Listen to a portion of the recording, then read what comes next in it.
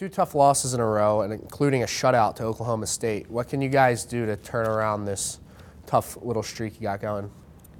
I think that we just have to stay focused. You know, it's the end of the season now, coming off a long grind. It's a big transition for me personally from, high school wrestling, because in high school we started like a month later than what college does, and we end like a month and a half earlier. So these extra 2-3 months of wrestling is real tough on us. So I think we just got to keep focused and, keep in mind what we're actually trying to accomplish at the end of the season. What kind of experience would you say yourself as well as your team gets, such as playing schools as West Virginia and Oklahoma State? I think the coaches did a great job with our schedule this year. I think even next year is going to be better, going into tougher tournament-wise as a team. But with our duels, they did a great job. I mean, we just saw Oklahoma State, West Virginia recently, Ohio a couple weeks ago, and Penn State this Sunday. We'll be wrestling them. They've been #1 in the country the last couple of years. So Coach Letters does a real good job at scheduling tough teams just so we get used to wrestling the best guys in the country. So whenever we come back home and wrestle in the EWLs against teams that aren't as tough, they don't seem like as tough as competition as what we're used to. So I think it's a good strategic plan for Coach Letters, and I think he does a good job with that. What can you see your team doing with the rest of this year overall? I think that we got better as the season went along.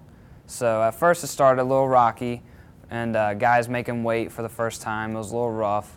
But mid-season, around Christmas time, there's another little slump. Guys that's whenever the grind's at its peak, because you're halfway there, your bodies have taken a toll, constant wrestling and practice. I only got to go home personally for maybe 4 or 5 days out of the whole winter break. So I was here in Clarion.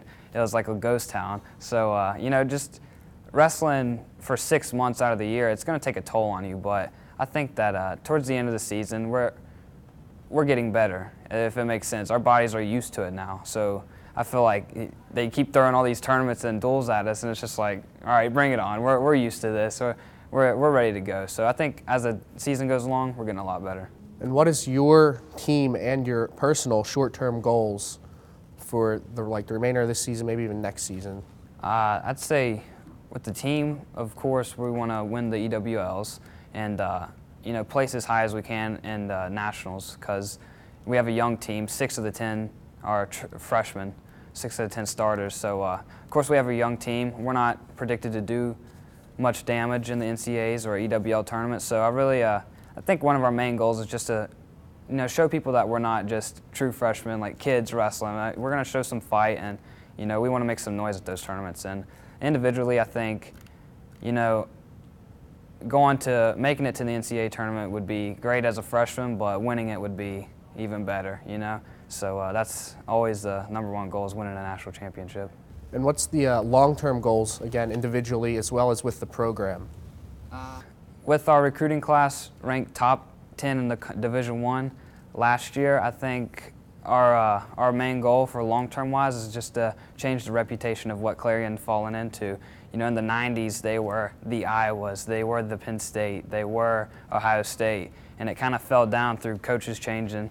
But now that we're back sound with a permanent coach and getting good recruits, I think the franchise is going to start changing back to one of the top Division I programs in the country. So that's long term for us. And individually, I want to do the best that I can. I want to have fun with it. I don't want it to seem like it's something that I just have to wake up and do. I'm here for wrestling at Clarion. No, it's not like that. A lot of people get that mindset of, oh, I don't want to do this. This grinds too much. But I just want to stay focused and just do the best that I can.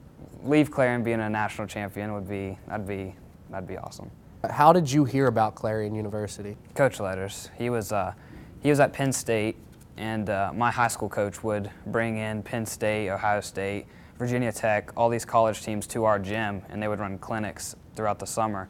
And when Coach Letters come in from Penn State, we just automatically got a good connection with each other. He's a real cool guy, and we kept in touch. I went up to Penn State, did a lot of wrestling camps up there, and I got a call from him, and he's like, I just got a new head coaching job at Clarion University. I'm like, what's that? Like, where's that at? And he's like, he described it. So took a visit up here, loved the place, loved the local town, and I just fell in love with it. So that's how I heard about Clarion. What does wrestling mean to you then?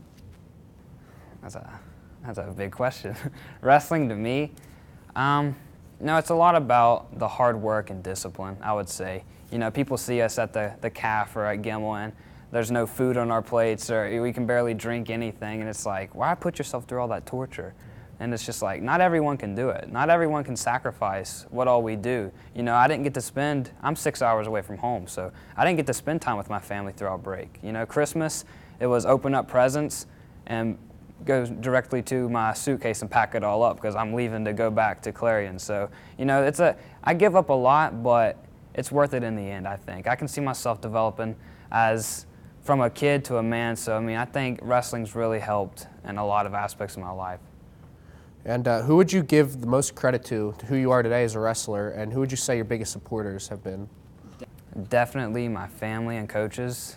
I could even consider my coaches that I've had as family. My coaches are family to me, and I look at them as, they're my boss, and I do what they say, and they've always led me to do the right thing. So definitely my family too. Without them, I wouldn't even be here talking to you right now. So family, number one, most important. Number two, coaches, for sure.